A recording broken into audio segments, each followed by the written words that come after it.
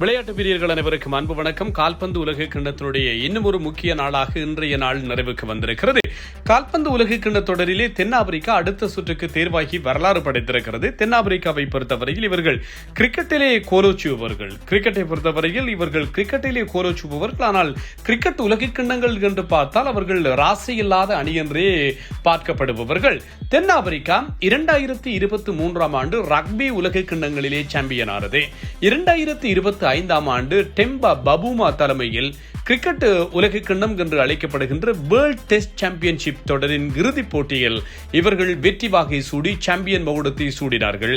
ஆக 2023 ரக்பி, இப்போது 25 கிரிக்கெட், இப்போது 26 நாக் அவுட் சுற்றுக்கு, ரவுண்ட் ஆஃப் 32 சுற்றுக்கு இப்போது தென்னாப்பிரிக்கா தேர்வாகி வரலாறு படைத்திருக்கிறது என்பதுதான் இங்கே சுட்டி காட்டக்கூடிய ஒரு பெருமைக்குரிய ஒரு விஷயமாக கால்பந்து ரசிகர்களால் கொண்டாடப்படுகிறது என்பதும் ஞாபகப்படுத்தத்தக்கதாக இருக்கிறது.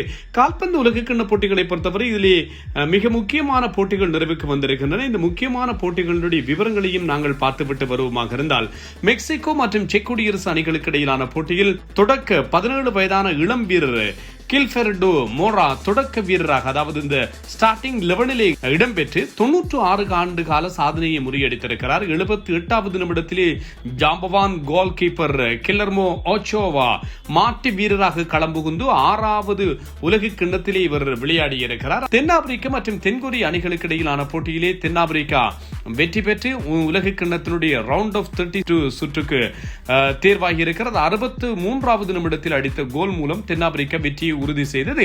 இன்று அதிகாலை வேளையில் இடம்பெற்ற போட்டிகளை பொறுத்தவரையில் பிரேசில் ஸ்காட்லாந்து அணிகளுக்கு இடையிலான போட்டியில் பிரேசில் 3-0 என்று வெற்றி பெற்றது. வினிசியஸ் ஜூனியர் 3வது தடவையாக பிளேயர் ஆஃப் தி மேட்ச் விருதை வென்றிருக்கிறார் என்பதும் சுட்டிக்க சொல்லக்கூடியது. 3 போட்டிகளிலும் இவர் கோல் அடித்திருக்கிறார் என்பதும் கவனிக்கத்தக்கது. நெய்மர் இன்று 76வது நிமிடத்தில் பிரேசிலுக்காக விளையாடினார். இதன் மூலமாக 3 ஆண்டுகளுக்கு பின்னர் பிரேசில் சீருடையில் நாங்கள் நெய்மரை காணக்கூடியதாக இருந்தது. 900க்கும் மேற்பட்ட நாட்கள், 965 நாட்களுக்கு பின்னர் நெய்மர் ஒரு கம்பேக் கொடுத்திருக்கிறார்.